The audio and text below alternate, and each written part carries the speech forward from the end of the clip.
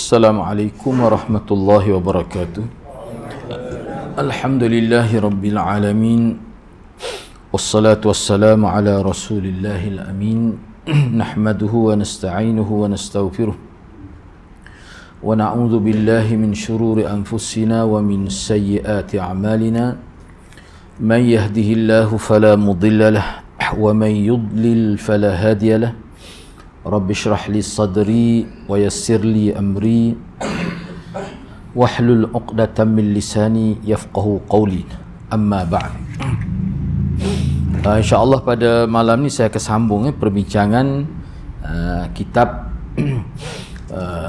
Badlul Majhub fi Musyabahatir Rafidah bil Yahud, iaitu kitab yang membicarakan persamaan ajaran Syiah dengan Yahudi. Seperti mana yang saya sentiasa sebut dalam siri-siri sebelum ini, bahawa pengajian kita ini sebenarnya kita akan dapat banyak maklumat khususnya tentang ajaran salah, dan kita akan dapati ajaran salah tu dia ada usul dia, dia ada sumber dia, dia ada tempat ambilan dia. Sebabnya kita kata Syiah ini yang kita nampak lah kalau kita belajar, kalau kita baca maklumat tentang ajaran Syiah ini, dia lengkap, satu ajaran yang lengkap dengan kita sebut sebagai fiqhnya, akidahnya, dan dia ada nilai akhlak mengikut konsep dia yang tersendiri. Dia ada kitab tafsir, dia ada kitab hadis, dia ada usul tafsir, mana komplit. Mana kalau seseorang itu tinggal ajaran Islam ni, kalau dia ambil Syiah, tajuk-tajuk tu semua ada, tajuk-tajuk ilmu semua ada dalam ajaran Syiah. Sebab tu dia menjadi cabaran besar kepada umat Islam. Dan ajaran ini bukan ajaran yang bersifat kita kata dalam negeri saja, tidak. Ajaran ini adalah ajaran yang bersifat antarabangsa, didokong oleh beberapa negara kaya, negara minyak. Di mana saja Syiah dibawa, dia akan bawa dengan kita kata kebendaan. Lebih-lebih lagi kalau di kawasan-kawasan umat Islam susah, boleh dikatakan dia berjaya. Misalnya di selatan Thai, dia bawa universiti percuma. Sesiapa yang boleh cari keahlian Syiah dibayar 3,000 satu kepala. Itu yang dimaklumkan kepada Nabi semasa Nabi pergi ke sana. Jadi ajaran ini sebenarnya dia ada sumber dia. Sumber dia adalah daripada Yahudi. Sebenarnya banyak ajaran Syiah ni, kalau kita faham ajaran Syiah, kita nampak ajaran-ajaran yang dikritik oleh ulama, boleh dikatakan semuanya ada ajaran yang berkait dengan Syiah tu. Kalau tempat kita kata berkenaan dengan sambut tahun, maulid, itu sebiji. Dalam Syiah dia lebih dahulu lagi. Bahkan yang mula-mula kita kata mengadakan ajaran itu dalam bentuk sambutan 40 hari. Itu pada 300 tahun kita sebut maulid itu. Orang kita sambut maulid, dia tak tahu pun cerita itu. Dia ingat itu sambutan sebagai sambutan agama. Tidak. Bila kita lihat tidak ada dalam ajaran Nabi, mesti kita akan tertanya-tanya, kalau begitu dia daripada mana asalnya?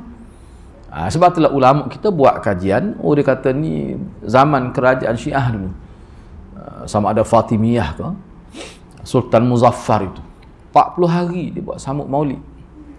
Ditentang oleh ulama. Begitu juga kalau negeri saya sendiri pun, di Kelantan pun nampak hebat sekarang ni, sambut tahul maulid tiap-tiap minggu.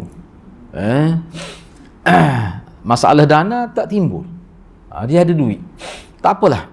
Jadi pengajian kita sebenarnya kita boleh lihatlah, walaupun dia datang itu bukan dalam bentuk Syiah, tapi ajaran itu daripada Syiah. Syiah itu daripada mana? Jadi penulis ini dia nak sebut supaya nak dedahkan supaya umat Islam ni jelas. Ajaran Syiah itu dia berasal daripada Yahudi. Di situ. Maknanya bukan ajaran baru ni. Ini ajaran sebelum daripada kelahiran Nabi lagi. Jadi perbincangan akhir sebelum ini kita bincang tentang akidah wasiat.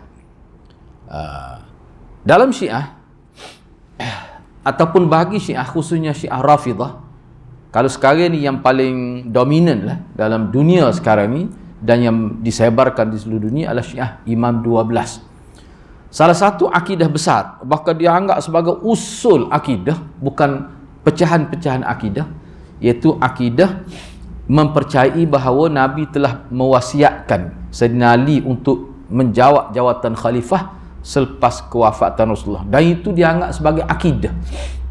Itu yang kita bincang sebelum ini. Jadi sesiapa yang tidak mempercayai bahawa Nabi telah berpesan dalam bentuk wasiat, ada tertulis dalam lembaran lah, orang itu jadi kafir. Sebab ini termasuk usul akidah, bukan ranting, tidak. Jadi ulama kita buat kajian dan kita bincang dah sebelum ini bahawa ajaran ini sebenarnya diasaskan oleh Abdullah bin Sabah. Abdullah bin Sabah tu daripada Yahudi. Jadi kalau dalam Yahudi dulu ada ke tidak? Ada. Iaitu Nabi Musa berwasiat pada Yusha' bin Nun. Itu yang kita bincang sebelum ini. Kita kemukakan banyak, sama ada dalam kitab Syiah sendiri dan juga dalam kitab Yahudi, seperti mana yang telah dikemukakan oleh dia punya muallif, penulis, penyusun kitab ini. Baik. Jadi perkara itu kita telah bincang sebelum ini. Cuma sambungan pada malam ini, katakanlah kalau kita terima, ni kesan kepada kita.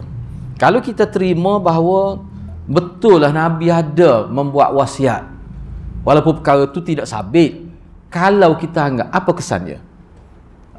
Pertama sekali, kalau kita terima bahawa Nabi ada berwasiat begitu, mana wasiat Nabi ni mesti diketahui, mesti wasiat tu dia kemukakan kepada orang-orang tertentu. Takkanlah dia wasiat secara individu, itu tidak akan jadi wasiat begitu. Wasiat ni mesti ada orang yang diwasiatkan, ada orang yang maklum tentang perkara itu. Jadi kalau melalui kitab Syiah, yang maklum itu sahabat-sahabat besar, termasuk Sayyidina Ali sendiri, termasuk isteri Nabi. Jadi orang-orang yang rapat dengan Nabi ini mengikut akidah Syiah, mereka tahu sebenarnya bahawa Nabi telah berwasiat bahawa Sayyidina Ali lah yang akan menjadi pengganti dia. Makna tak ada pilihan, mesti Sayyidina Ali. Baik, kalau kita percayalah begitu, apa kesan dia? Pertama, di sini dia buat kesan dia. Pertama sekali, kalau kita terima begitu, maknanya sebab apa? Kita sebut dalam perbincangan sebelum ini, Sayyidina Ali sendiri pun tidak pernah menyebutkan bahawa ada bukti Nabi berwasiat kepada dia dan kepada keluarga dia bahawa dialah yang akan menjawab jawatan. Tidak ada. Saksi daripada Ahlul Bait, Abbas ke, masa selepas Nabi wafat, daun Nabi Abbas masih ada lagi. Ibnu Abbas, sepupu-sepupu dia, ramai sepupu Nabi. Tak ada seorang pun tahu maklumat itu. Bahkan yang jelasnya dalam kitab Syiah pada sebut, Nahjul Balaghah misalnya, dalam kitab kita pada sebut bahawa Sayyidina Ali telah melakukan bai'ah pada Sayyidina Bakar. Itu kenyataan. Kenyataan itu berdasar pada riwayat. Tu. Cumanya khilaf ulamanya bila dia melakukan bai'ah itu. Ana terima bai'ah yang dilakukan oleh Sayyidina Ali itu pada hari kedua kewafatan Nabi, iaitu pada dia panggil bai'ah ammah. Di bai'ah mula-mula berlaku di Saqifah Bani Sa'adah, di rumah Abu Ayyub Al-Ansari. Kalau kita di Madinah kan, anda tengok dalam internet sekarang ni, dia buat cantiklah kawasan tu. Jadi dia kekalkan pagar dia punya kawasan rumah Abu Ayyub tu, kemudian dia buat dataran di hadapan tu. Mana kalau kita nak, kita mana tidak terlindung lah dengan bangunan, kita terus boleh tengok. Itu bai'ah ketika Nabi sedang diuruskan jenazah Nabi, sudah berlaku dah bai'ah di situ, tapi tidak melibatkan jumlah yang ramai, sebab bai'ah itu berlaku dalam keadaan yang tidak dirancang. Kita sudah bincang dah sebelum ni, bila setelah berlaku pengurusan jenazah Nabi, ketika Nabi hendak dimandikan, tiba-tiba kelompok-kelompok, kita kata puak-puak di Madinah tu berkumpul di rumah Abu Ayyub, siapa yang kita nak latih jadi pengganti Nabi. Padahal Nabi pada waktu itu jenazah Nabi sedang diuruskan. Jadi masing-masing kabilah, suku-suku Arab di Madinah, kerana kita kena tahulah, di Madinah ni orang Islam ni pelbagai, kita kata kabilah. Hak ni kabilah ni, hak ni kabilah ni, dia banyak. Tu. Jadi masing-masing kata kita ada hak untuk menjadi pemimpin selepas Nabi. atas dasar begini-begini kelebihan kita, kita bantu semua akan sebut alasan-alasan yang melayakkan mereka, kumpulan mereka menjawab jawatan itu. Jadi perkara itu jadi tegang, hampir-hampir berlaku peperangan. Kita sebut dah sebelum ni. Baiklah, tak apalah, ana tidak ulang kesemuanya. Cuma pada waktu itu ringkasnya bila Sayyidina Abu Bakar pergi, Sayyidina Abu Bakar baca Al-A'immatu min Quraisy, dan ada lagi beberapa ucapan Sayyidina Abu Bakar, akhir sekali masyarakat terima dan bai'ah dilakukan. Pada waktu itu Sayyidina Ali tidak ada. Sebab Sayyidina Ali berada di tempat pengurusan jenazah Rasulullah. Jadi Sayyidina Abu Bakar dan beberapa sahabat utama pergi pun dengan maksud nak menyelesaikan masalah. Sayyidina Abu Bakar pun tidak jangka akan berlaku kes tu. Jadi pada keesokan harinya, di situlah berlaku satu bai'ah ammah secara umum di Masjid Madinah, bukan di rumah Abu Ayyub itu. Di situ. Pada waktu itu ada riwayat sebut Sayyidina Ali bai'ah. Walaupun ada juga mengatakan selepas 6 bulan, tapi riwayat itu tidak kuat. Sebab apa? Sebab banyak riwayat menyebutkan bahawa Sayyidina Ali turut berperang bersama Sayyidina Bakar menentang orang murtad. Itu dalil besar tu. Kemudian disebut Sayyidina Ali sentiasa pergi salat berjemaah. Sebab Sayyidina Ali ni kaki jemaah. Sayyidina Ali ni tak pernah tinggal jemaah, sahabat utama. Takkanlah 6 bulan dia tak pergi salat Jumaat. Sebab kalau kita tengok dalam riwayat, sama ada riwayat dalam Ahli Sunnah sendiri pun ada sebut Sayyidina Ali tak keluar rumah 6 bulan sehinggalah kewafatan Fatimah. Dan itulah yang dibawa oleh Syiah dalam website dia. Kalau Syiah di Kelantan pun, itu kira-kiranya dalil utama untuk menunjukkan telah berlaku rampasan hak jawatan itu. Sepatut diberi pada Sayyidina Ali. Baik, itu tidak logik lah. Sebab apa banyak riwayat Sayyidina Ali memang terlibat dalam memerangi orang murtad itu. Baik, tak apalah. Ini kita kira secara logik. Maknanya kalau Sayyidina Ali tahu, tiba-tiba Sayyidina Ali tidak kemukakan surat bukti itu, wasiat itu, ataupun dia tidak mempertahankan wasiat Nabi, tak ada disebut gitu. Maknanya yang tertuduh, yang sudah dikira sebagai melanggar wasiat Nabi itu siapa dia? Sayyidina Ali sendiri. Itu kesan dia. Maknanya Sayyidina Ali akan tertuduh sebagai seorang yang khianat terhadap wasiat Rasulullah. Itu implikasi dia. Teruk tu. Kalau betul ada wasiat itu maknanya silat-silat hari bulan boleh rosak akidah tu. Menyembunyikan apa ni kita kata wasiat Rasulullah.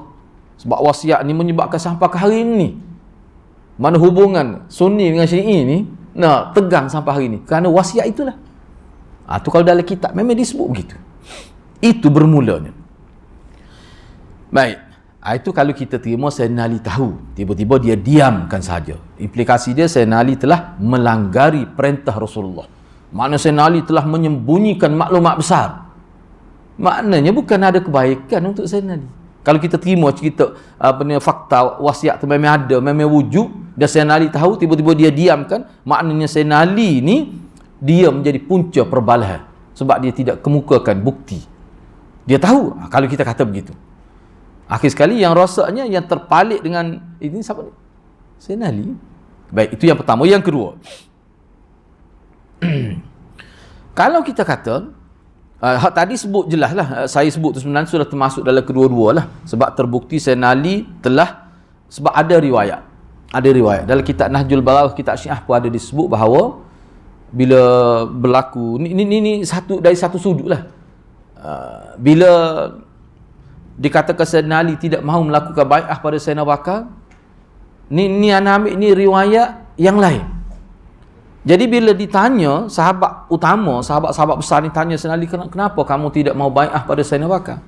Apa jawab Sayyidina Ali? Sayyidina Ali kata, aku bukan tidak mau bai'ah, cuma aku rasa sedih sebab pelantikan itu aku tidak hadir dalam majlis pelantikan itu. Seolah tak ambil kira keberadaan aku sebagai menantu Rasulullah, sebagai sahabat besar.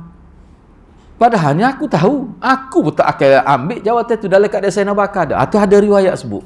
Maknanya Sayyidina Ali dia terima Sayyidina Abu Bakar lebih layak, cuma dia rasa kecil hati lah, orang kata rasa kecil hati, rasa kecewa, seolah dipinggirkan. Sebab itu perkara besar itu tak ambil kira aku ni. Seolah-olah begitu. Kalau orang politik lah ni, dia buat press conference dah tu. Kita sudah hilang kepercayaan. Apa tu?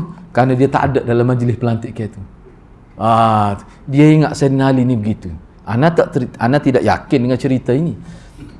Tapi kalau kita terima pun, maknanya dalam cerita itu Sayyidina Ali telah menyatakan dengan tegah bahawa dia terima Sayyidina Bakar, dan Sayyidina Bakar memang lebih daripada dia. Tak ada khilaf.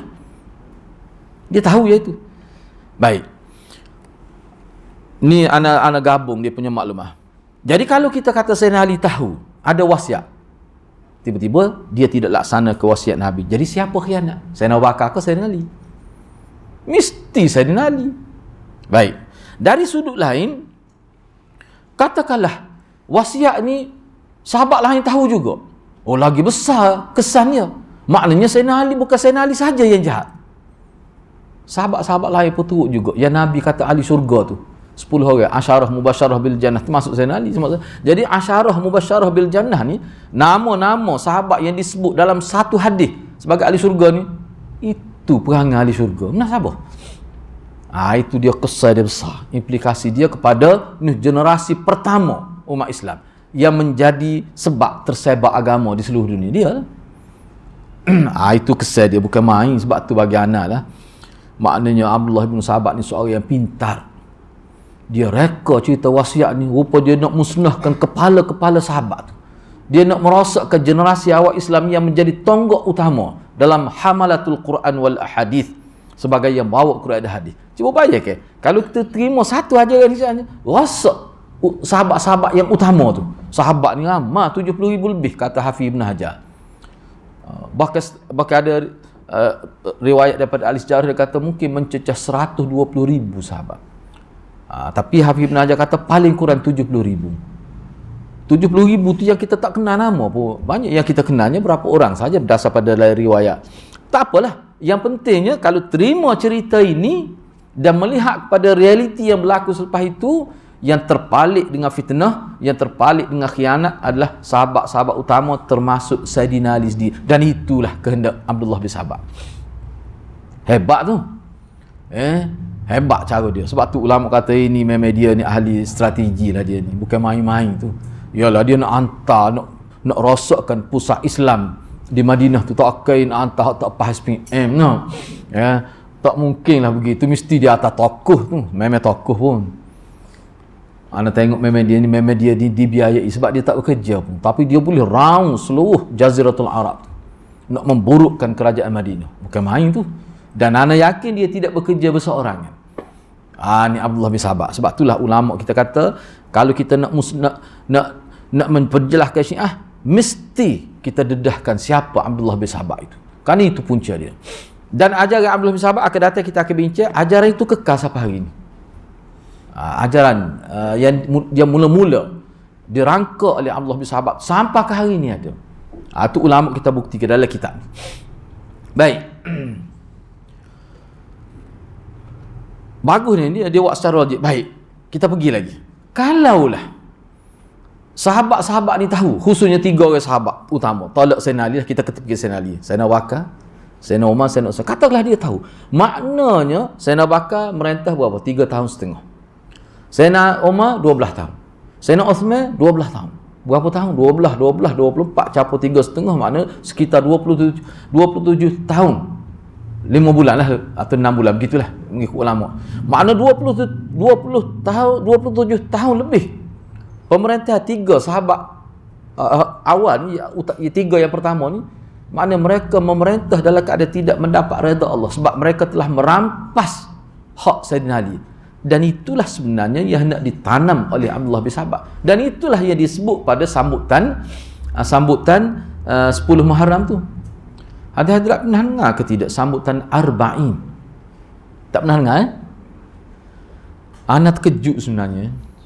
Arba'in ni, kita yang baca kitab Syiah ni, memang kita dapat maklumat lah. Arba'in ni 10 Muharram itu sambutan besar. Dia akan sambut satu lagi program 40 hari selepas itu. Maknanya dalam Muharram Safar. Pada 20 Safar itu, maknanya ambil daripada tarikh 10 Muharram, terbunuh Sayyidina Husain, bawa 40 hari ke hadapan, dia akan keluarlah tarikh 20 Safar. 20 Safar tu dia buat sambutan sekali lagi untuk mengulangi 10 Muharram itu. Dia panggil sambutan hari Arba'in. Anda terkejut tengok biarlah. Ana pun ialah anak pun umur 50 ni, kalau nak rahsiakan benda ni nak tak ya tu mati juga saat mereka kalau tak sebut ni. Di Kelantan ada satu spanduk besar sambutan arba'in yang dibuat oleh kononnya bukan Syiah, orang-orang agama tempat kita, maulid hul, maulid akbar hul, ada pula sambutan arba'in. Ana kata kenapa sebiji seperti Syiah ni sambutan hari arba'in? Apa maksud arba'in yang dibuat oleh orang kita di Malaysia ni, khusus di Kelantan lah, yang mana tokoh-tokoh agama tempat patut daripada Kuala Lumpur pergi dan ada juga daripada luar negara hadir, tetapi dia punya nama program tu adalah sambutan arba'in. Ana tengok sebiji seperti Syiah, pelik sungguh, ana tak faham itu apa dia maksud arba'in, apakah sama, tapi kenapa nama tu sama. Dan sambutan itu sambutan untuk membesarkan kononnya wali-wali. Pelik tu. Sedangkan ulama kita istilah khumus pun tak usah guna, walaupun khumus tu ada dalam Quran. Sebab apa? Sebab dicemarkan oleh Syiah khumus itu. Itu konsep dia punya ajaran Syiah lah di segi ekonomi Syiah. Dan tokoh-tokoh Syiah Kelantan satu ketika dulu mengikut ketua Daud Ulama PAS Kelantan lah, dia pernah sebutkan. Dia kata tokoh-tokoh Syiah di Kelantan cuba lobby kerajaan Kelantan supaya memasukkan satu falsafah ekonomi lah. Kalau tidak amal terus pun ekonomi daripada Iran itu, suka-suka ambil falsafah ekonomi Syiah khumus itu, sebab dia ada sebut dalam Quran.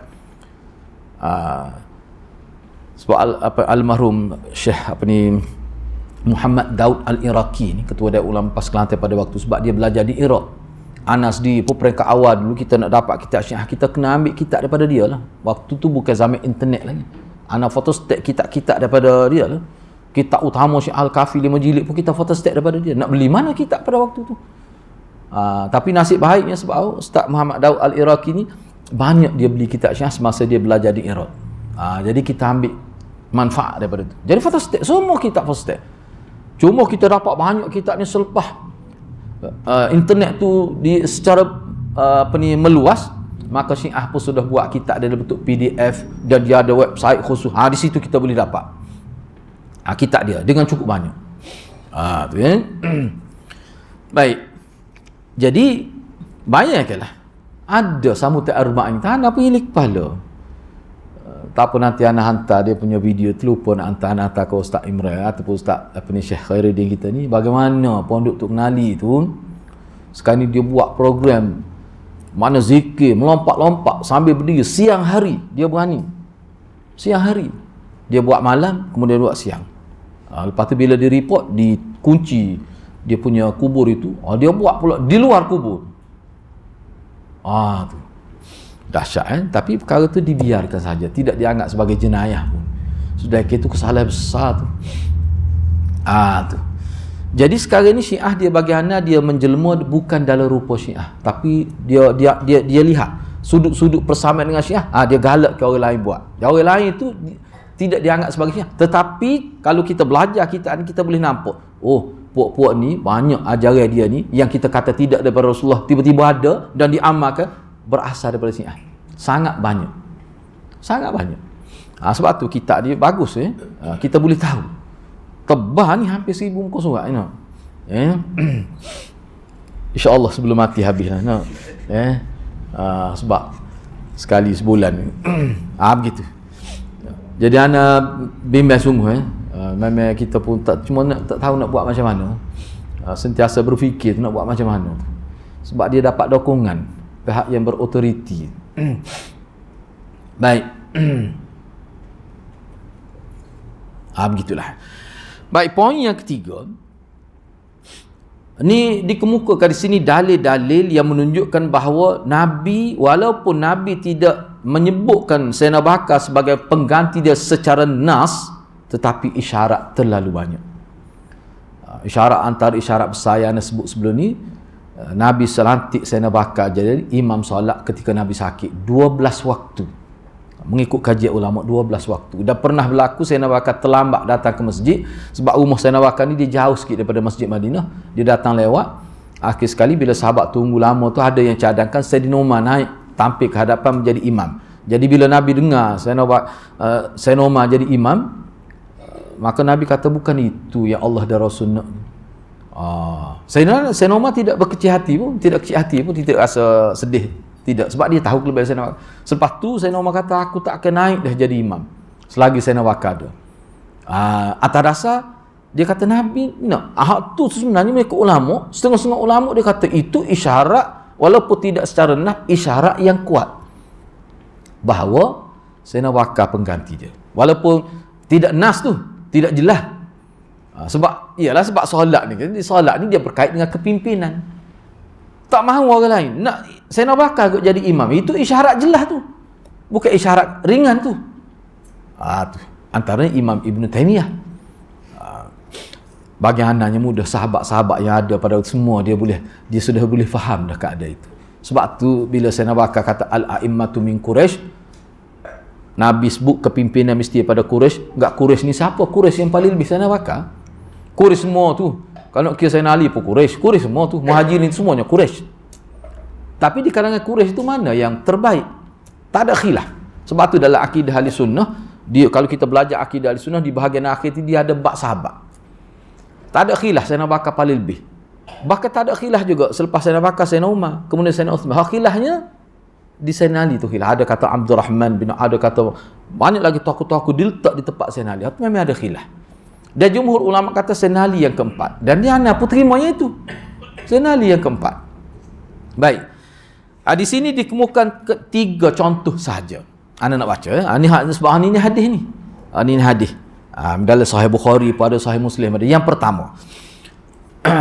Sebelum itu, sini dia ada buat kenyataan. Dia kata sebenarnya sangat banyak hadis-hadis yang sahih, yang mana Nabi mengisyaratkan bahawa khalifah, pengganti dia, khalifah selepas dia adalah Sayyidina Bakar. Tetapi tidak secara nas. Nas ni maknanya secara jelas.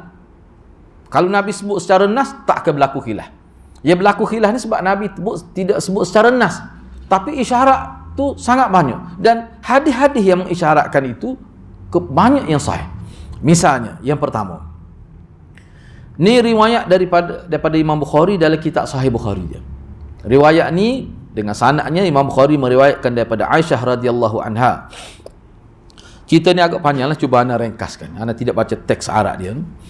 Ketika Nabi sakit, yang mana sakit ini berakhir dengan kewafatan Rasulullah. Kita sedia maklum bahawa Nabi sakit dan Nabi wafat adalah di rumah Aisyah. Kubur Nabi sekarang itu bilik Aisyah. Di situlah Nabi sakit yang terakhir, dan di situlah Nabi SAW wafat.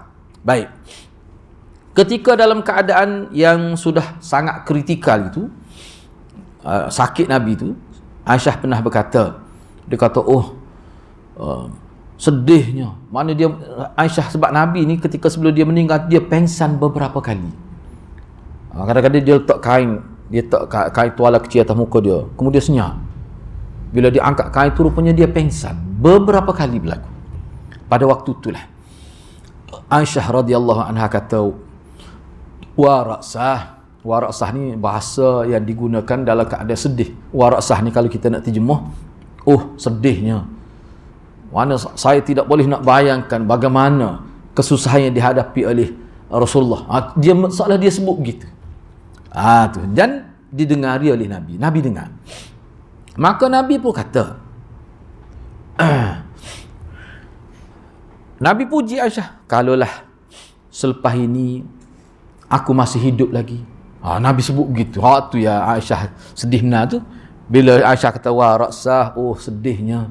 Tengok keadaan Rasulullah, sebab berhari-hari itu, paling kurang 5 hari dalam keadaan begitu. Maka Aisyah kata, sedihnya. Anda pun duk fikir juga tadi nak guna bahasa apa menunjukkan sesuai dengan Waraksah ni. Agak-agak kita kalau dalam keadaan sakit, antara nak tercabut dan nak keluar, dan kita kata nazak tu, biasa bahasa apa kalau bahasa kita yang kita guna. Tapi tidak sampai mereka meratapi. Ni kali ni Waraksah. Setengah tu asal kalimah ni dia merujuk pada orang yang sakit kepala yang kritikal. Maka dia bersungut, dia merintih gitu. Tu asal dia. Tapi sudah tidak dipakai dengan makna itu. Ini kata-kata yang menunjukkan sedih yang bersangatan dikala nak berpisah dengan orang yang disayangi. Dalam keadaan nak matilah kita kata. Sebab tu anda terima gitu. Jadi bila Aisyah sebut warasah, oh sedihnya sebab nak berpisah, sebab nampak keadaan Rasulullah tu sangat kritikal. Nabi kata, kalaulah aku masih hidup, akalah selepas ni aku masih hidup, umur aku panjang, fa astaghfirullah, pasti aku akan mohon keampunan kepada Allah untuk engkau wahai Aisyah, dan aku wa ad'u lak, dan aku akan doa kebaikan untuk engkau. Bila Nabi kata begitu, lagi sedih Aisyah lah. Maka Aisyah pun kata, wa thukliyah, ni bahasa jari-jari guna ni. Wa thukliyah, oh beratnya tanggungan ini. Sebab Nabi kata gitu. Nabi kata kalau aku hidup lagi selepas, maknanya seolah Nabi ni bila dia bercakap wahyu. Sahabat Nabi ni setiap patah perkataan Nabi sebut tu dia akan fikir. Sebab apa itu wahyu semuanya. Nabi tidaklah Nabi bercakap dalam keadaan orang Kelantan panggil ngabel dak. Dia sakmere panggil ngabel ni nak. Mana kalau kita kecek, kita kata seguning, kadang nak pakai sikit. Nabi tak. Kalau dia bercakap sedikit saja, ringkas saja, tapi banyak boleh difahami. Kalau kita panggil jamik dan manik. Jadi bila Nabi sebut gini, Aisyah dia tidak melihat sebagai kata-kata orang dalam keadaan tak sedar, orang dalam keadaan pun kita kata, dia nak panggil bahasa Selatan je ngapulah kecek dekat nak mati tu. Tak boleh pakai lah. Tak, tidak begitu. Sebab Nabi dalam keadaan ni bila dia bercakap, maka itu merupakan wahyu daripada Allah. Itu merunsingkan Aisyah. Sebab tu Aisyah kata wa sukliya, oh beratnya tanggungnya ini. Sehingga Aisyah kata lagi, wallahi, dengan kata-kata Tuhan itu, kata-kata habar itulah kita kata Rasulullah ni, seolah-olah makna Tuhan suka pada mati. Kata-kata begitu seolah-olah memang akan mati selepas ni. Sampai Aisyah faham begitu. Kalau begitu sungguhlah keadaannya, walau kana zalik la zaliltu akhir yaumik, kalaulah begitu, kalau betul lah maknanya akan berakhir dengan kematian sakit ini, maka saya berharap hari ini adalah hari terakhir engkau menjadi pengantin kepada isteri-isteri engkau. Makna hari ini hari terakhir adalah jumpanya, kalau betul sungguh begitu. Sebab Nabi sebut, lagilah sedih Aisyah tu. Ni sebab tu Aisyah bila Nabi wafat, sahabat kita tanya dia ada ke tidak Nabi berwasiat. Aisyah kata tak ada. Sebab aku yang jaga dia daripada sakit sampai dia meninggal dunia. Aku sentiasa berada di samping dia. Tak pernah disebut. Maknanya kalau Rasulullah nak meninggalkan wasiat, akulah. Baik. Bila begitu Nabi pun kata, ni di saat-saat yang terlalu kritikal ni tenaklah, maka Nabi pun kata, bal ana wa ra'sah. Bahkan ni anak nak baca terjemah hadis. Sebab ni ulama kata perlu dihurai kalimah ni. Ni anak petik dalam kitab yang ditulis oleh seorang tokoh besar ni. Abu Abdullah Al-Asqalani Al-Misri Asy-Syafi'i. Dia nyatakan pendirian dia dalam bab fiqh, dia ikut metod Imam Syafi'i. Tak apalah, tokoh besar ni. Dalam kitab dia sebut, dia kata apa makna bal ana wa ra'sah. Maksud dianya Nabi kata tak apalah, jangan bimbang, kamu tidak berdosa pun Aisyah. Kamu kata dia tidak termasuk dalam bab merintih, dalam bab niyahah, tidak. Bahkan janganlah engkau bimbang wahai Aisyah, janganlah sedih, terlalu sedih, jangan sedih sangat. Tetapi aku akan mati. Seperti mana nabi-nabi lain dulu semua mati, aku juga akan mati. Dan dalam beberapa hari ini aku akan meninggal dunia. Dan engkau akan hidup lama selepas aku. Memang Aisyah ni hidup lama selepas Nabi. Hidup lama, zaman Muawiyah dia ada lagi. Tu. Baik. Jadi kata-kata Nabi tu, jadi di sini kalau mengikut dalam kitab ni, kata-kata Nabi ni sudah mengisyaratkan bahawa dia akan mati dengan sakit. Sebab sebelum tu Nabi beberapa kali dah sakit, tapi kemudian sehat, berminggu sehat, kemudian sakit balik. Ini yang terakhir. Jadi kata-kata Nabi ni mengikut ulama, arafa dzalika nabi dzalika bil wahyi. Nabi tahu bahawa dia akan mati. Sakit ini dia akan berakhir dengan kematian, dia tahu tu melalui wahyu. Baik. Kemudian Nabi kata, ini antara kata-kata akhir Nabi, aku ingin benar, laqad hamamtu, demi sesungguhnya aku ingin benar, kalaulah dipanggil Abu Bakar dan anak dia, anak lelaki Abu Bakar itu, dan aku akan bagi tahu pada dia lah akan menjadi pengganti aku, supaya masing-masing puak tidak akan dakwa pengganti aku dari puak mereka. Aku nak sebut gitu. Tetapi Allah tidak berkehendak, maknanya Nabi sebut, Allah tidak arahkan dia buat begitu. Nabi tidak sebut. Ni penting, ni dalam Sahih Bukhari. Makna Nabi tidak menaskan. Padahal Nabi boleh sebut pun, bila aku mati, sebab dia tahu dia akan mati ni, pada sakit ni. Maknanya Nabi boleh kata, okey, mari sahabat-sahabat utama, misal Abdurrahman bin Auf, sebab Abdurrahman bin Auf ni antara orang yang menguruskan hal kepimpinan. Siapa nak jadi pengganti ni, dialah yang urusnya. Tapi Nabi tak panggil. Nabi kata, kalau kita katalah, lepas kalau aku meninggal dengan sakit ni dalam minggu ni, saya nak wakal pengganti. Sebab apa? Sebab Allah tidak wahyukan supaya Nabi berbuat gitu. Jelas sebut di sini. Allah tidak nak begitu. Tu sengaja Allah buat begitu. Baik. Itu yang pertama. Jadi hak ni mengikut ulama, dia kata sangat jelas ni. Sangat jelas. Tu. Sangat jelas di akhir. Kata kalau aku rasa aku nak panggil Sayyidina Bakar, aku nak sebut pada dia dan disaksikan oleh anak lelaki dia dan orang yang ada dalam bilik itu bahawa Sayyidina Bakar menjadi pengganti aku. Tetapi aku tak kata begitu. Apa? Kerana Allah tidak arahkan aku berbuat begitu. Maknanya Nabi sendiri ni apa tindakan dia itu adalah berdasar pada arahan daripada Allah. Dia boleh bercakap begitu sebab dia Nabi dan Rasul. Bukti dia Quran itulah. Kalau ada orang lain zaman kita ni bercakap begitu, itu nak panggil apa tu? Ada perkataan ni. Cuma ana simpan untuk suatu waktu lah, insya-Allah. Ana jumpa ni maklumat ni sama ada dalam kitab. Kita kata Abuya Al-Arqam tu kan. Dia boleh bertemu dengan Allah, bincang tentang tarikh kematian pengikut-pengikut utama dia. Boleh bertemu dengan Allah.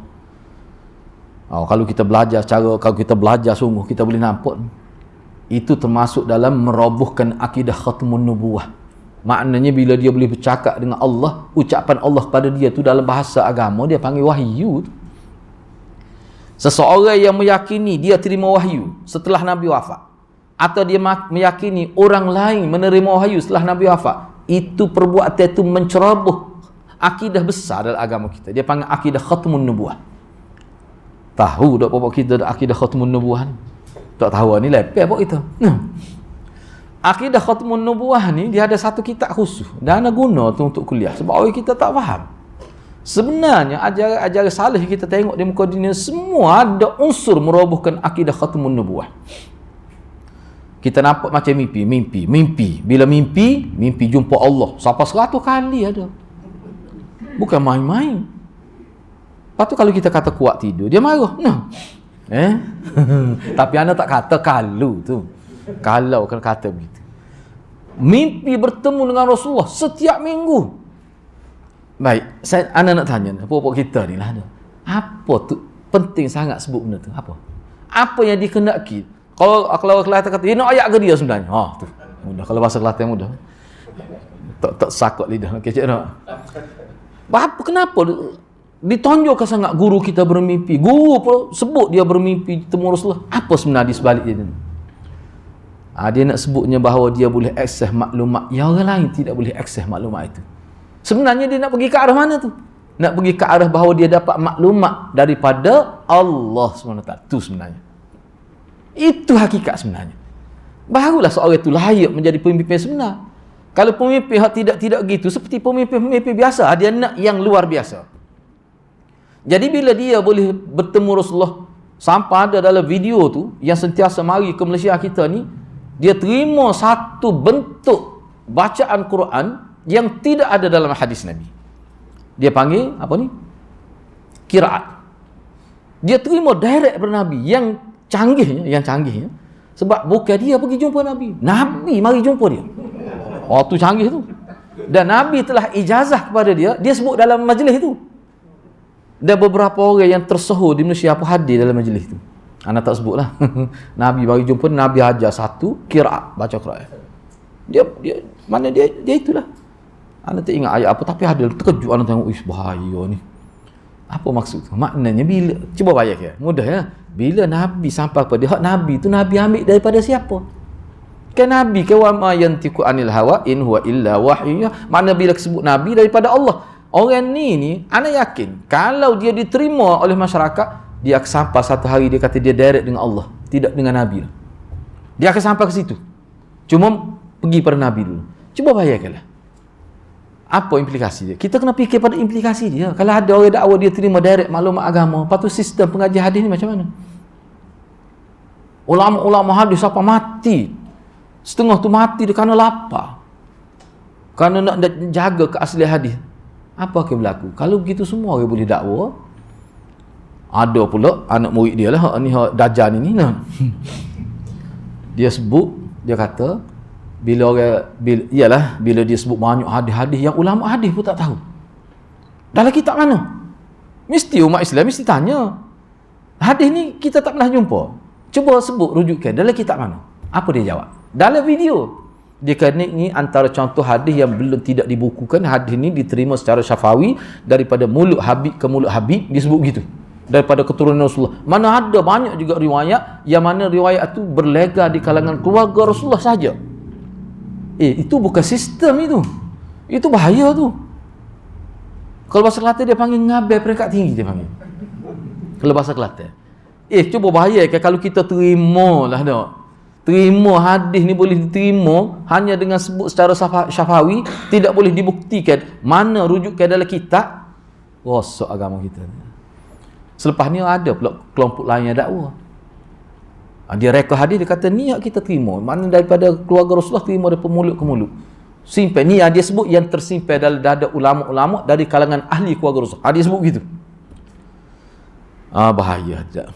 Kalau ditanya, kalau anda nampak dia ini, kalau terima ni, maka dia telah merobohkan sistem pengajian hadis. Dia pakai sampai ke situ lah. Kalau gitulah maknanya hadis-hadis ni ada bersifat spesifik, khususiat pada orang tertentu. Tidak sifat agama Islam gitu. Sifat agama Islam kita ni dia tidak ada hadis ni khusus untuk orang ni. Dan dia sahaja yang berhak menyampaikan hadis. Tak ada. Dalam agama kita kena, ni anak nak sebut ni tasawuf, kita kena faham. Dalam agama kita, untuk kita amal ajaran daripada Nabi ni, syarat dia kena sahih. Tak perlu dilakukan bai'ah pun. Tak perlu diijazah pun. Bila sudah sahih, maka itulah amalan. Tak perlu. Ni pakai serban pun ijazah. Pakai serban pun ijazah. Satu majlis besar dia buat untuk ijazah serban. Pakai serban. Cuba tengoklah dalam video. Dan yang hadir tu antara orang tersohor juga. Ana tak mahu sebut nama lah. Kalau nak juga lepas ni Ana boleh sebut. Tapi tidak dalam majlis ni. Teruk tu Ana runsing tu. Sebab Ana kata kena baca kitab ni. Biar orang tahu. Jadi bahaya tu. Bahaya tu. Baik. Tu hadis yang pertama lah. Jadi kena faham tu. Mimpi-mimpi ni sebenarnya nak isyarat pada tu. Lepas tu kalau kita terima lah mimpi boleh menyabit ke fakta agama, lagi bahaya. Lagi bahaya. Agama ni tak ada standard dia lah. Imam Bukhari kering tu, tak ada daging di tubuh. Sehingga bila dia mati, bila angkat kain yang tutup jenazah dia, semua orang menangis. Apa? Kering. Tak ada. Apa tu? Tak sempat. Kadang makan ni pun 2 hari sekali. Tak sempat nak bekerja pun. Padahal dia ahli peniaga. Tu sebenarnya sebelum dia terlibat dengan hadis, dia pernah berniaga, sebab tu dia duit banyak. Sebelum itu. Cuma bila dia tengok ni kena tumpu, akhir sekali dia serah pada Allah hidup dia. Dia nak wakafkan hidup dia untuk niat. Masalah makan minum tu, orang jaga agama Allah, Allah akan jaga. Dia yakin begitu. Tu ramai ulama kita begitu. Tiba-tiba mudah-mudah ya nak sahabat aku tahu mimpi saja dah. Patut kalau anak kata anak mimpi macam mana? Anak mimpi semalam. Kata entah tak betul. Anak mimpi semalam jumpa Rasulullah. Rasulullah kata, kena ayat Ustaz Din kata, ni tak betul muka ni. Nak kata mana? Dia akan kata mana? Entah ingat entah seorang boleh mimpi. Anak tak boleh. Tak ada standard agama. Agama rosak je gitu. Lepas tu dia kata, mana boleh? Kenapa seorang mimpi? Entah tak boleh mimpi. Cuba bayangkan agama lucu macam kata agama ni. Tak boleh begitu. Itu sebab tu orang-orang lagu ni kalau zaman kerajaan Islam dulu, dia ditangkap dan mesti dipenjarakan dan di counselling, mesti kena basuh dia punya pemikiran dia, kena urus semula dia punya maklumat dalam kepala dia tu. Tak boleh biar bebas gitu, bahaya. Sebab dia hadrat teruk. Sini berapa kilometer daripada tempat anak dulu SU3 dulu. SU3 dulu Dia buat majlis minum peluh Rasulullah. Penuh rumah. Yang cerita pada anak tu, anak murid anak yang belajar dengan anak. Dia hadir nak tengok. Anak tak mau cerita-cerita tu, manjalah tu. Minum peluh Rasulullah. Siapa begitu sekali? Jadi siapa dia yang bawa peluh Rasulullah mari ke Nusantara ni? Sehingga sampai kepada Sungai Buloh ni? Itulah masalahnya. Ada seorang ustazah ni dia aktif mengajar lah. Biarlah anak sebut sikit sebab akhir datang semua tu anak sebut tu akhir datang kita akan jumpa dalam kitab ni. Jadi bila timbul satu isu, bagaimana kita nak kenal rambut Rasulullah sebab dibuat pameran di Terengganu, dibuat mana-mana dibuat pameran. Dan sekarang ni anda dapat maklumatnya akan dibuat dengan lebih itu setiap negeri. Mana rambut Rasulullah diletak dalam botol kaca itu. Macam mana kita nak pastikan? Oh, ada kata buat, ustaz yang kata dua, ada buat kajian DNA. DNA ni macam mana kaedah dia? DNA ni dia perbandingan. Bila kata perbandingan, rambut tu nak banding dengan siapa? Kau guna rambut kau guna rambut dia. Patut letak. Tiba-tiba DNA sama. Kau nak baik kita kata rambut Rasulullah. Jadi kita nak bandingkan. Dia panggil pasangan dia tu lah. Dengan siapa? Tu satu. Yang kedua, ustazah ni kata cara paling mudah nak tahu rambut Rasulullah tu kita selawat. Kalau berselawat rambut terbergerak, itu makna rambut Rasulullah. Ana tahu daripada mana? Dalam grup WhatsApp ana ada. Dalam grup WhatsApp itu ana kata bahaya ni ustazah ni. Mudah saja. Kita selawat bergerak rambut tu. Enggak dalam grup tu ada dia punya anak murid Dr. Harundin.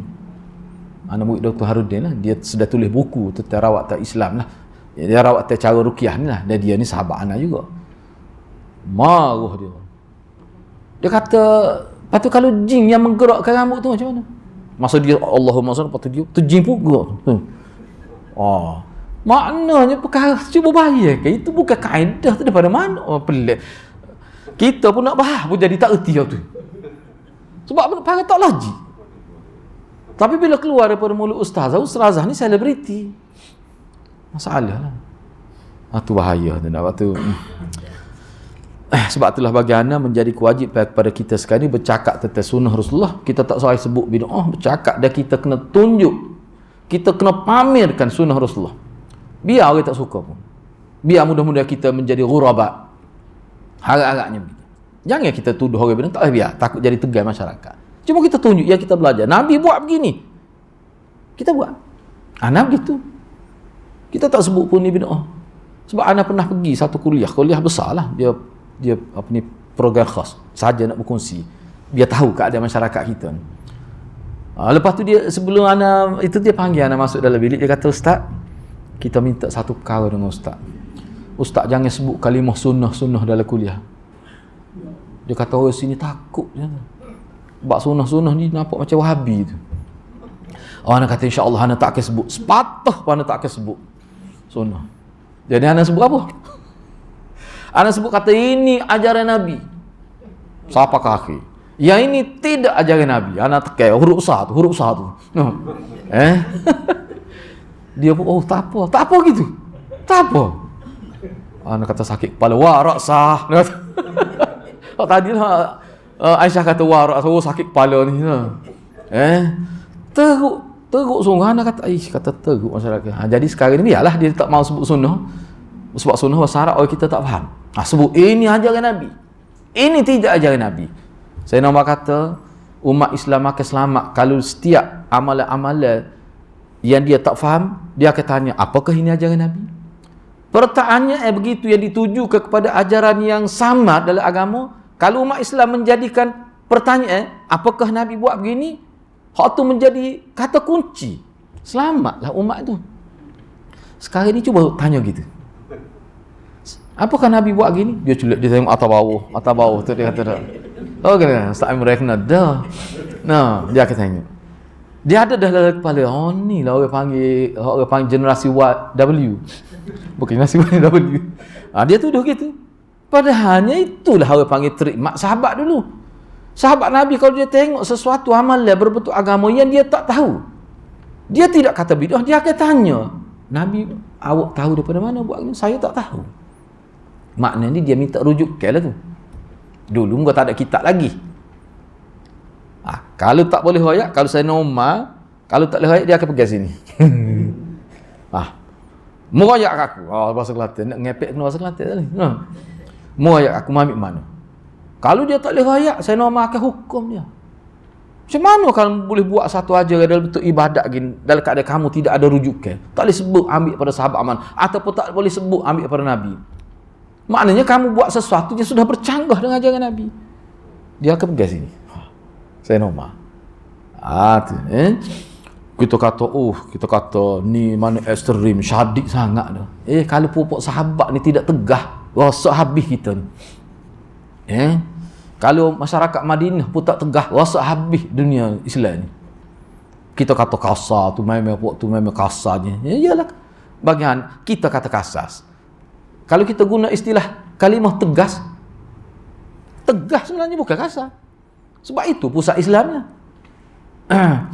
Sebab itulah setengah-setengah ulama dalam mazhab besar umat Islam ni, dia kata amal ahlu Madinah itu menjadi tonggak agama.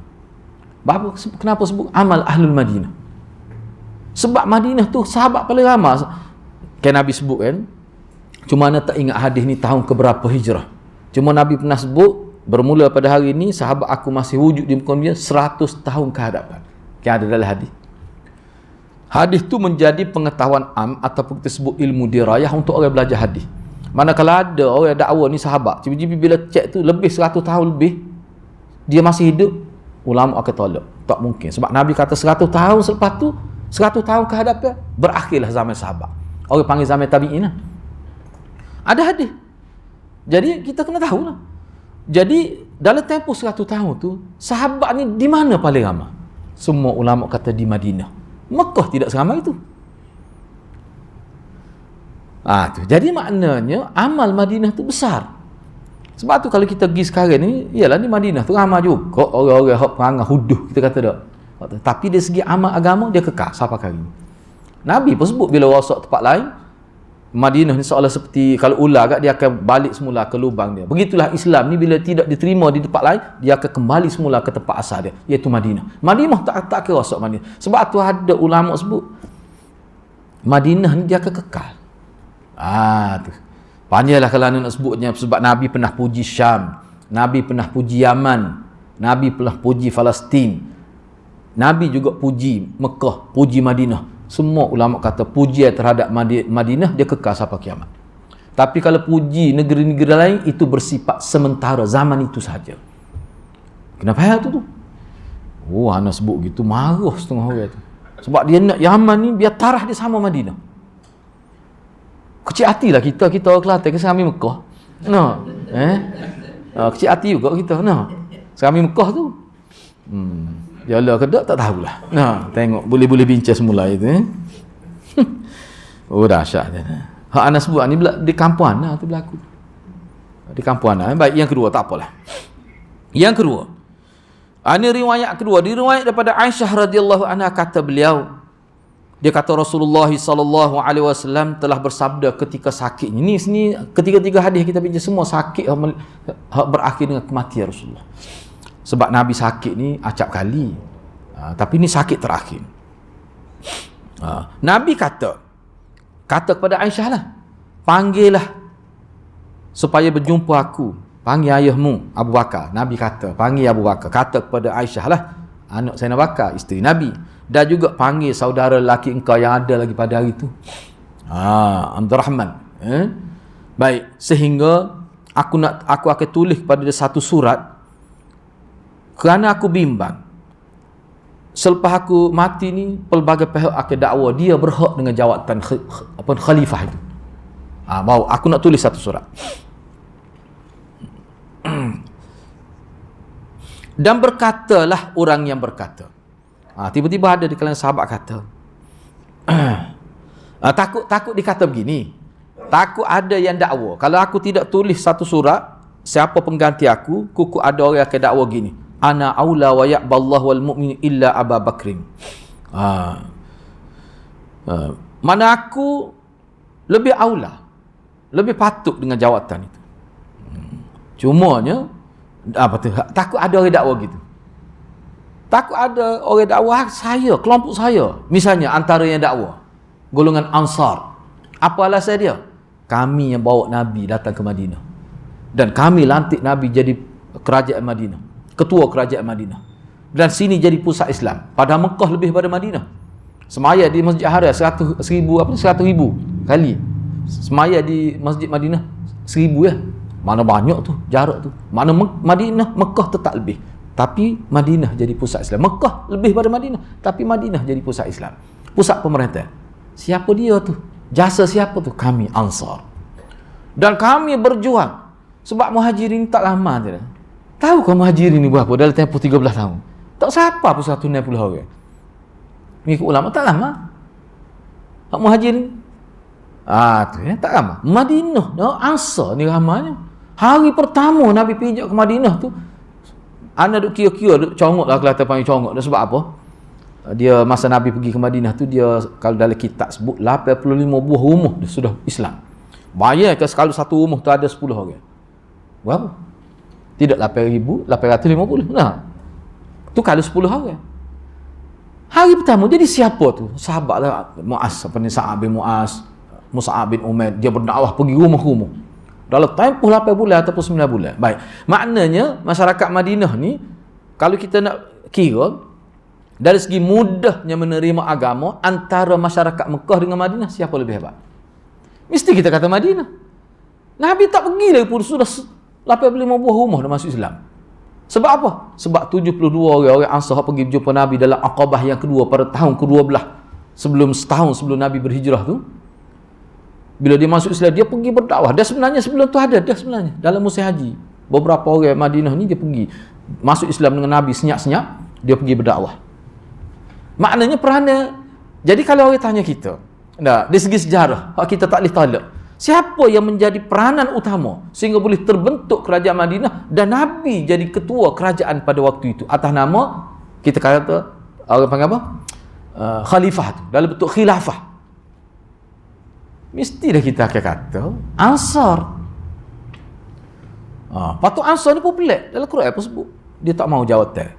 Kalau jawatan utama tu dia minta golongan Muhajirin. Dia nak duduk di bawah Muhajirin. Sebab apa? Sebab Muhajirin ini sudah terbukti 13 tahun dia telah berjaya melepasi ujian Allah. Sifat orang Ansar tu pelik tu. Kalau kita kata lepas kursi dah berbuk tu.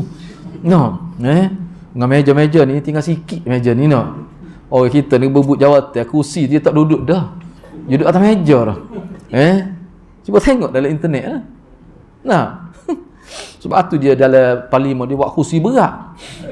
Dia tak boleh angkat. Dia tahu dah risiko besar. Risiko berat kalau kursi ringan kursi ni. Nak hari lah bekok kepala tu nak. Dia tahu dah. Sebab dia ada pengalaman dia orang buat tu. Sebab kalau dia Kelantan dia nak angkat tak boleh nak angkat. Masa dia nak lempar kursi tu. Kursi berat. Dia tahu dah tu. Begitu.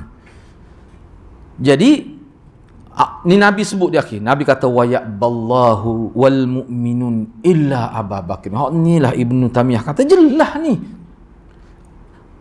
Nabi kata Allah dan orang-orang beriman tidak mahu kecuali Sayyidina Abu Bakar. Jelas tu. Ulama kata tidak. Tidak jelas lagi tu.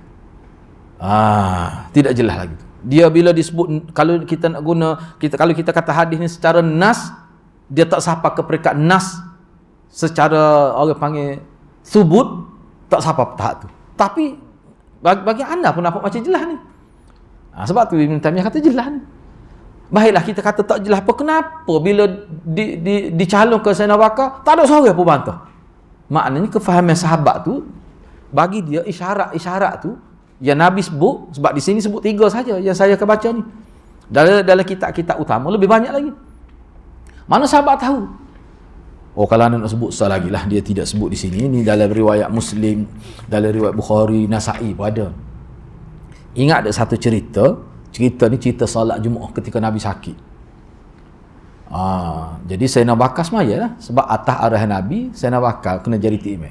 Sayyidina Abu Bakar semaya. Ketika sedang qiyam tu, Nabi dia rasa sihat sedikit.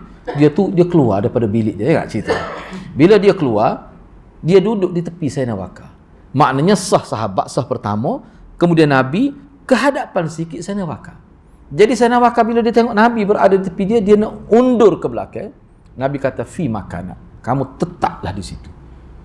Jadi maknanya Sayyidina Bakar pada waktu tu menjadi imam, Nabi menjadi makmum. Okey, cuba sebut ada ke tidak seorang sahabat dia jadi imam kepada Nabi? Nabi jadi, dia jadi tu imam, Nabi jadi makmum. Cuba sebut seorang sahabat. Tak ada. Tu satu kes berlaku yang mana tak ada seorang sahabat pun pernah menjadi imam, Nabi jadi makmum. Tapi berlaku dah Sayyidina Bakar. Tu kan. Itu kuat tu syarat tu. Baik. Begitulah. Kemudian satu lagi diriwayatkan daripada Abi Mulaikah, kata beliau, dia kata saya mendengar Aisyah, dia telah ditanya, ada orang tanya Aisyah, Nabi ni ada orang tanya Aisyah, ni cerita ni selepas Nabi wafat lah, sebelum tu lah. Nabi ni kalau dia nak lantik jadi khalifah, kalau sahabat tanya, Nabi ni kalau dia nak lantik seseorang tu, setengah ulama kata hak ni selepas Nabi wafat dah. Jadi ada orang tanya Aisyah, kalau Nabi dia nak lantik sebelum dia meninggal dunia, kalau dia nak lantik pengganti dia menjawab jawatan pemimpin utama Madinah, kalau dia meninggal dunia, agak-agaknya siapa yang dia lantik? Padahal Rasulullah meninggal dah. Kalau setakat tu pun sudah jelas dan menunjuk Muhammad tak ada berlaku pelantikan khusus pada Nabi. Sebab tu sahabat tanya, kalau ada. Maknanya tak ada lah sebenarnya. Kalau ada siapa yang Nabi akan tentukan sebagai pengganti dia dalam bentuk nas, dalam bentuk wasiat? Kalau ada. Aisyah kata, Sayyidina Abu Bakar, dia tak sebut ayah dia, dia kata Sayyidina Abu Bakar. Ada lagi sahabat tanya, selepas itu, selepas Sayyidina Abu Bakar, kalaulah Sayyidina Abu Bakar meninggal dunia, siapa agaknya yang lebih layak? Dia kata Sayyidina Umar. Patah ada orang tanya lagi, selepas Umar siapa?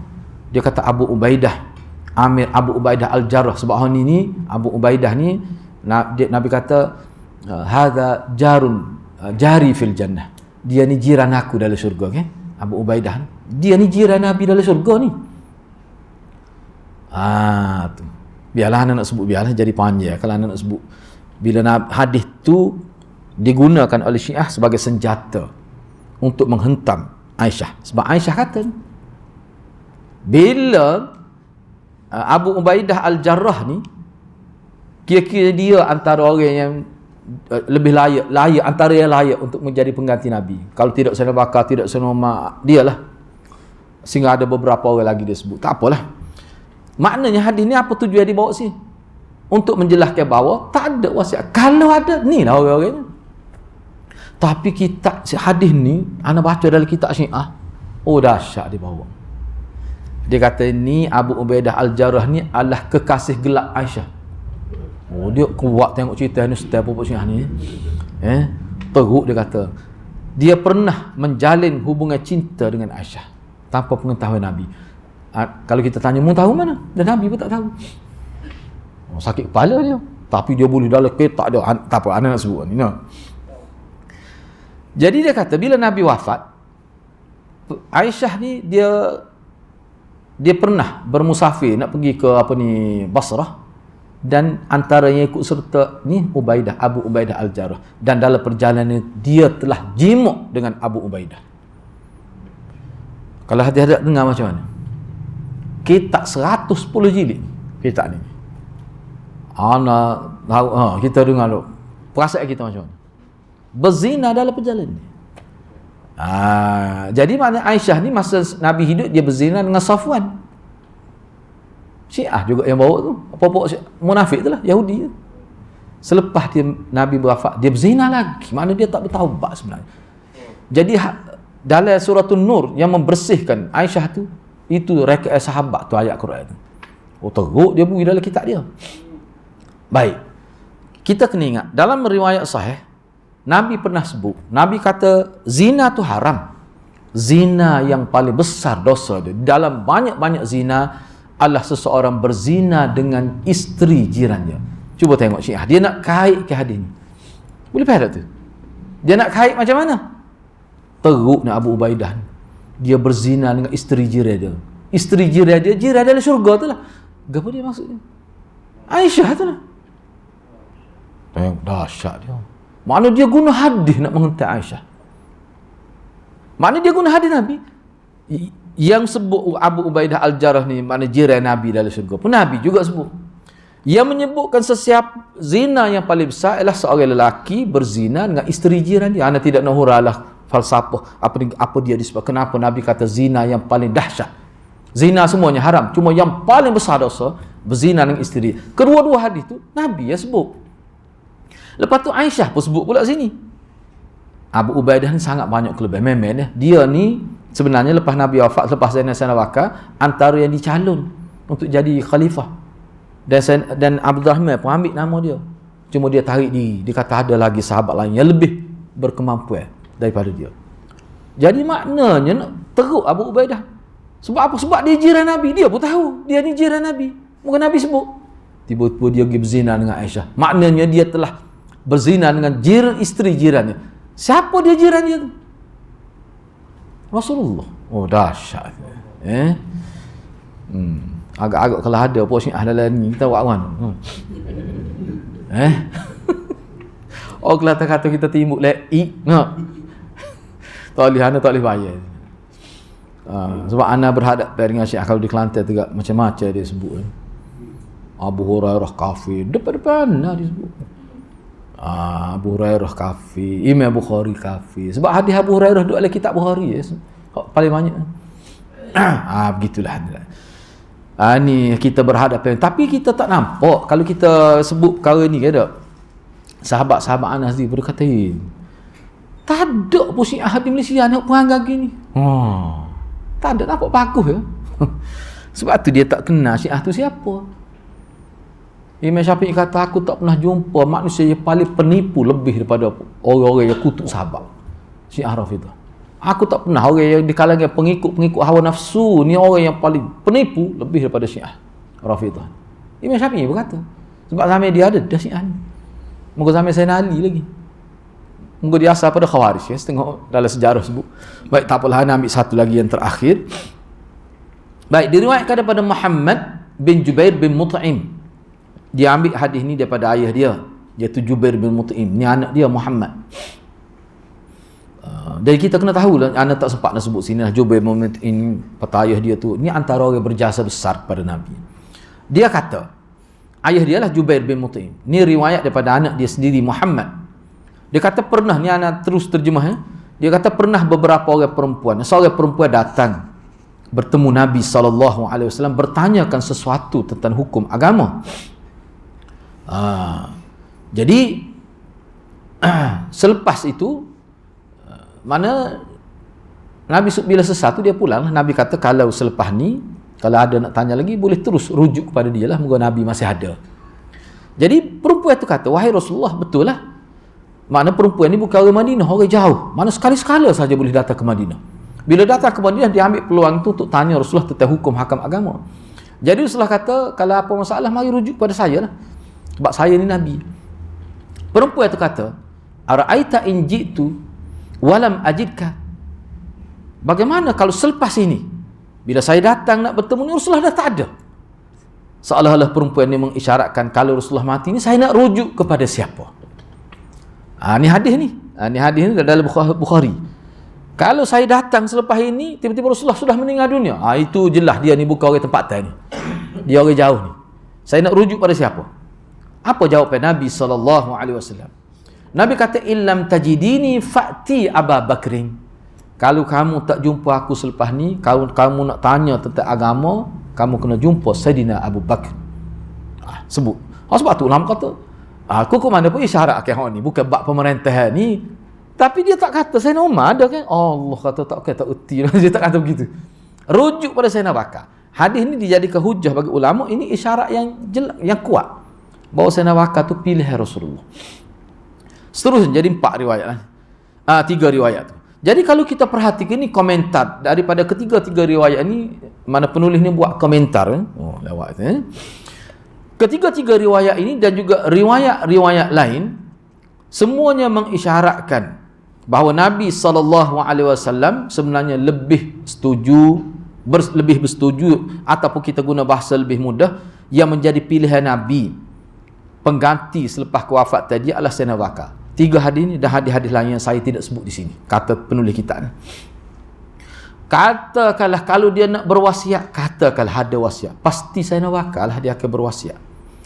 Seperti mana yang telah dijelaskan oleh Aisyah tadi, bila ditanya dia, sahabat tanya, agak-agaknya kalau Nabi nak mewasiatkan pengganti dia kepada siapa? Abu Bakar. Dia tak sebut ayah dia Abu Bakar, sebab Abu Bakar ni milik semua. Kalau ayah dia mungkin milik dia seorang. Mana dia sebut Sayyidina Abu Bakar dalam konteks sebagai sahabat utama Rasulullah. Selepas tu baru dia sebut Sayyidina Umar. Jadi para sahabat secara keseluruhannya mereka menyedari bahawa Nabi SAW tidak menaskan bahawa Sayyidina Ali radhiyallahu anhu adalah pengganti. Bahkan setengah ulama menganggap bahawa riwayat yang kita bincang 3 riwayat tadi adalah bukan isyarat tu, itu nas berkenaan dengan khilafah Abi Bakr. Antara yang berpendapat gini adalah Syekhul Islam Ibn Taymiyah. Dia kata bagi saya hadis-hadis ni bukan isyarat ni, sudah nas dah tu. Kalau kita gabung semua, mana kita boleh faham apa? Kalau kita gabung 3 hadis dan hadis lain, kita boleh faham apa? Nabi nak Sayyidina Bakar. Nabi telah membuat pilihan sebenarnya. Cuma kan banyak kau kita sendiri, bukan ada kita tidak sebut jelas, tapi orang panggil apa? Hing tu. Ada clue jelas tu. Dia isyarat dah tu. Tak faham lagi. Itu maksud dia dengan banyak tu, maknanya bila isyarat tu jelas, dia boleh naik jadi nas tu. Kata Ibn Taymiyah. Dan tidak ada seorang pun di kalangan sahabat mengatakan bahawa Nabi telah menaskan secara jelas selain daripada Sayyidina Bakar. Ni jelas juga ni. Kita kata tak ada, Nabi tidak sebut, dan sahabat pun tidak sebut Nabi menaskan Sayyidina Bakar. Baik, ada ke orang lain? Dah kalau sahabat tidak kata bahawa Sayyidina Bakar, tidak kata bahawa Nabi ada menaskan Sayyidina Bakar, ada ke tidak mana-mana sahabat, hatta keluarga Rasulullah sendiri mengatakan bahawa Nabi pernah menaskan orang lain sebagai pengganti beliau? Tak ada juga. Ada ke tidak? Biarlah anda ringkaskan supaya lebih. Ada ke tidak? Mana-mana sahabat buat kenyataan ada isyarat-isyarat Nabi menunjukkan dia mahu pilihan dia untuk jadi khalifah ni orang lain secara isyarat? Tak ada juga. Tapi isyarat kepada Sayyidina Bakar jelas ada. Kalau kita buat perbandingan begitu kan, sebab itulah Ibn Taymiyah kata sebenarnya itu pilihan Rasulullah. Tu. Misalnya Nabi isyarat kepada Sayyidina Ali, ana sebut ni, ana tekan kau ni sebab begini, sebab Syiah dia bawa banyak isyarat-isyarat bahawa Sayyidina Ali jadi khalifah. Misalnya hadis kisah misalnya. Biasa dengar hadis kisah. Nabi selimut. Lepas tu dia sebut kan. Itulah apa ni apa ni hadis tu, siapa dia menganggap aku ni maula dia, maka fa'aliyun maula, maka Sayyidina Ali juga jadi maula dia. Hadis maula. Dia kata lemah kita tak. Cerita tu berlaku dalam ketika haji wada tu. Hadis tu dia ada latar belakang dia. Sebab ada macam orang tak setuju kritik Sayyidina Ali macam pandai rendah. Nabi nak rakyat Sayyidina Ali orang kedudukan tinggi. Tak berkait dengan khalifah tu. Itu berkait dengan keluarga. Nak rakyat kedudukan Sayyidina Ali. Tu. Ana pun tidak nak sebut lah, sebab Sayyidina Ali ni adalah kelemahan dia menjadi manusia kan. Adalah kelemahan dia. Tetapi kelebihan dia tu, kelebihan bukan peribadi, kelebihan dalam agama. Kita ni kalau kita ada buat salah tiba-tiba jasa kita besar, orang tak tengok pun kesalahan kita tu. Kadang-kadang bila orang sebut kesalahan kita yang kecil-kecil, orang pejamkan mata, apa? Besar jasa dia ni. Sebab kalau seorang tu dia dakwa dia tidak pernah buat salah, anak tak akan buat natu hari tu. Anak natu dia kata saya tak ingat buat salah. Rasa tak pernah saya ni buat salah. Kalau ada orang kata begitu, nak buat mana tu? Kita rasa dia ni putus harap ni. Kita akan kata begitu. Setiap manusia buat Sayyidina Bakar ada buat salah. Sayyidina Ali ada. Jadi Sayyidina Ali buat salah, tiba-tiba kritik. Tak tengok kau kelebihan dia tu. Pergi perang. Tak tengok sentiasa terlibat dalam peperangan. Benda-benda perkara gitu kita kena faham. Sebab tu Sayyidina Ali ni, kita bila sebut Sayyidina Ali sentiasa kita kata radhiyallahu anhu. Baik, yang terakhirlah kan. Begitulah. Kemudian secara ringkasnya begitu. Oh ni kena sebut juga ni. Ni terakhir sungguh ni. Baik, kalau ada orang kata lah, kenapa dalam kitab ni tidak bincanglah dengan panjang lebar berkenaan dengan wasiat ni dalam konteks wasiat Nabi Musa kepada Yusha' bin Nun. Duk bincang tentang wasiat sedekah kita nak buat perbandingan. Bila buat perbandingan itu Nabi bincang secara detail jugalah tentang wasiat Nabi Musa kepada Yusha' bin Nun. Tiba-tiba bawa secara ringkas saja, kemudian terus bincang wasiat dalam konteks Syiah yang menyamai Yusha' bin Nun itu. Kan itu dibawa oleh Allah bin sahabat. Kenapa tak bincang secara detail juga? 3 jawapan dia bagi. Molek juga kita tahu.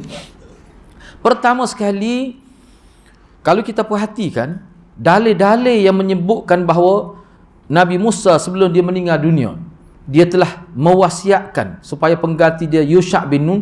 Semua maklumat itu tidak hanya terdapat dalam kitab Yahudi sahaja. Dalam kitab kita tak ada. Sebenarnya. Cuma cerita dalam kitab tu ada disebut, tapi daripada mana asalnya? Daripada kitab Yahudi. Maknanya maklumat ini dalam kitab Yahudi. Penting kena faham tu. Jadi bila dibawa dalam konteks kita kata Syiah ni, maknanya sama. Lebih-lebih lagi yang bawa pun seorang Yahudi. Maknanya betul lah dia daripada Yahudi, bukan daripada agama kita. Ni dia wasiat ni, kalau bahasa sekarang jangan sensitif lah. Nabi banyak kena fikir dah ni orang panggil putera mahkota lah. Kalau bahasa kita sekarang ni kan putera mahkota tu, lepas dia mati mesti dah ni, walaupun tu tak boleh nak sebut tu. Gitulah, tak kira lah akhlak macam mana pun. Sebab apa? Sebab dia pengganti. Walaupun orang lain 1000 kali ganda lebih baik pada dia. Tu bahaya tu sistem tu. Tu pejing kadang-kadang tu dah. Tapi dia lah juga kena naik. Sebab apa? Sebab putera mahkota. Ji Islam lah maksudnya tu. Ji Islam. Tu. Baik. Tu yang pertama. Sebab dia kata dalam kitab ni, dia mari semua anda tidak baca lah. Memang banyak dalam orang panggil kitab-kitab induk, dia panggil tajuk-tajuk besar, dia panggil asfar, sifir. Kalau tajuk kecil dia panggil ishah. Ishah ni dia ada 25 ishah. Lepas tu dia ada tajuk kecil lagi, besarnya panggil sifir. Sif, asfar jamak dia, Yahudi.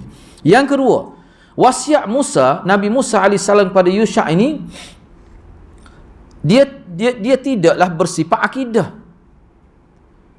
Kita kena ingat, dalam ajaran Yahudi, wasiat Nabi Musa terhadap Yusha' ini di bawah tajuk syariat. Itu bab fiqh. Tetapi wasiat Syiah bahawa Nabi telah berwasiat pada Sayyidina Abu Bakar, ini usul akidah, bukan ranting akidah. Tak percaya ni kafir orang itu. Itu beza dia. Yang ketiga, sebenarnya berkait dengan yang kedua. Bila kita faham bahawa perbezaan tadi ada sebut, isu wasiat dalam kitab cerita Nabi Musa ni bukan usul akidah, tapi dalam Syiah usul akidah. Bila usul akidah, ni poin yang ketiga, rentet daripada poin yang kedua. Bila diletakkan sebagai bukan akidah biasa, usul akidah, dia beza ni. Bukan aslu usulil akidah. Silap ni. Dia berat lagi, dia tinggi lagi. Usul akidah, selalu aslu usulil akidah. Makna usul akidah hak paling usul, hak paling tinggi. Usul akidah ni banyak. Ni usul, orang panggil aslu usul. Usul hak paling utama. Tu. Payah nak ayat tu nak. Kesan dia apa? Bila aslu usul, makna seseorang yang tidak terima akidah, tak terima wasiat ni, kita kata tak ada, orang tu jadi kafir. Orang tu akan jadi kafir. Tu beratnya. Sebab tu dia letak sebagai tajuk mula-mula ni. Dia situ asas dia. Sebenarnya dia main sentimen ya sebenarnya. Abdullah bin Sabah nak main sentimen. Nak main sentimen, dia panggil ke Bani Hashim, popok Habib lah pada zaman tu, kita Ahlul Bait. Kena latih Sayyidina Ali lah, popok kita, dia ni sepupu Rasulullah, dia ni menantu Rasulullah. Lepas tu dia tu main sentimen. Ada setengah-setengah orang tu dia pegang jawab, dia jadi YB sin 30 tahun. Jadi lepas ni kena anak dia pula. Tak boleh pergi ke orang lain. Dia ingat jawab YB harta mokpok dia. Tu bahasa Kelantan tu. Ada setengah orang gitu. Dia nak anak dia juga. Tak boleh. Tu kan. Tapi waktu tu tidak akidah wasiat tu. Gitulah hadirat. Jadi insya-Allah untuk sesi akan datang kita akan bincang pula ni tajuk ni menarik bagi ana.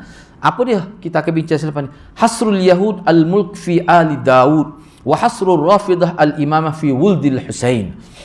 Kalau Yahudi dia hanya membataskan menjadi pemimpin kerajaan hanya daripada keluarga Nabi Daud saja. Kita akan bincanglah Nabi Daud ni asal usul dia macam mana supaya kita nampak. Tetapi tajuk hak paling besarnya, kalau Yahudi dia kata ia nak menjadi pemimpin politik masyarakat Yahudi mesti Ali Daud, keluarga Nabi Daud. Tak boleh orang lain. Mana jawatan itu mesti satu jalur itu saja. Begitulah juga Syiah Rafidah, ia nak jadi pemimpin agama serta pemimpin politik mesti daripada imam, dan imam ini mesti daripada zuriat Husain. Tidak boleh orang lain. Padahal Sayyidina Hasan tu abang. Dalam riwayat Sayyidina Hasan ni lebih daripada Sayyidina Husain. Nabi puji dalam riwayat sebab dia abang. Tiba dia letak Husain apa? Sebab itulah. Sebabnya Husain ni dia ada berkahwin dengan wanita Parsi. Nama Syaharbanu, nama anak Yazdajir itu. Tu sebenarnya cerita dia. Buat apa? Ni orang panggil ni sentimen asabiyah qaumiyah ni. Semangat bangsa menebar sangat. Baik gitulah. Lepas tu waktu kita bincang untuk saya. Dan hak ni ana buat nota ringkas. Jadi ana akan bagi nota, makna pihak EQS ni boleh photostat lah. Ana akan buat poin-poin saja supaya perbincangan lebih terarah. Sebab ana nak cuba reka fikir juga ni. Tebal juga ni nak. Bukan tebal jugalah. Jadi ana akan cuba ringkaskan. Jadi selepas ni untuk al-mabhathul awal ni, selepas ni ana buat nota ringkas. Nota ringkas tu kita bincang sikit-sikit gitulah. Biar ada fakta gitu ya. Okey, hana Abu Tistaka ada persoalan ni kalau nak tanya? Kalau ada nak tanya lah. Lewat kita ni. Pukul 9 ni. Yang boleh sila. Ni ada dalam bahasa Melayu tak? Tu tak ada tu masalah tu. Ana pun cuba juga cari sebab biasanya Indonesia ni dia terjemuh. Yang ni tak ada. Ana rasa dia berfikir kalau terjemuh orang tak minat lah baca. Pening kepala. Sebab ana sendiri pun istilah-istilah Yahudi tu ana kena rujuk dalam internet. Di internet ni ada website Yahudi. Memang banyak kita boleh ambil maklumat. Sebab ana pun tidak mahir tentang Yahudi ni.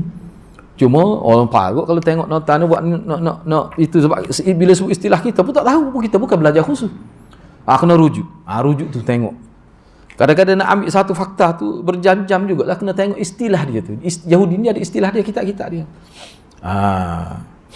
Gitulah. Jadi siapa dia nak baca kitab ni? Orang tak minat. Kalau dia terjemuh pun dia kata rugi dia. Dari segi pasaran tu tak ada. Boleh jadilah. Okey. Kita berhenti setakat tu lah dulu. InsyaAllah kita akan sambung untuk sesi hadapan insyaAllah. Mudah-mudahan Allah berkati kita semua. Aku lu qawli hadha wa astaghfirullahal azim li wa lakum. Wassalamualaikum warahmatullahi wabarakatuh.